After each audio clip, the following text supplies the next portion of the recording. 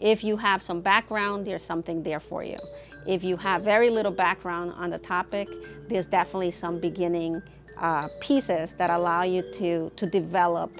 And the micro-credentials allow teachers, and I would say even push teachers, to be reflective of their own practice. As teachers, we need to do what's best for our students. And as teachers, we're inclined to want to provide resources and scaffolds that help every student. Not every class is the same. Not every student is the same. So I just view it as another way that we can differentiate and scaffold for all students. The things that I'm doing with my English language learners are the same things that I'm doing with all of my students. Biology is a whole other language to many, many students. And I feel like anything that we can do to help make the complexities of the language of biology more,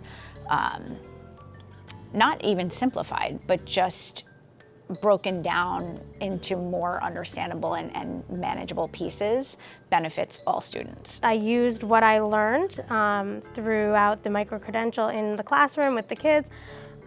They were making a binder where any new word they were introduced to, we would define it based on what Google said.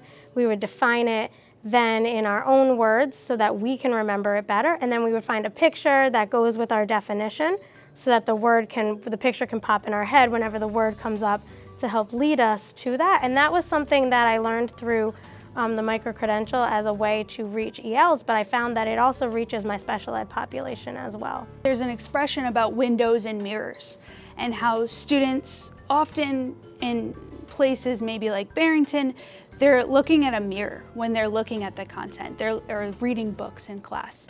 They're seeing themselves in the characters, in the scientists, in the other people in their room. But we need to provide more windows for students.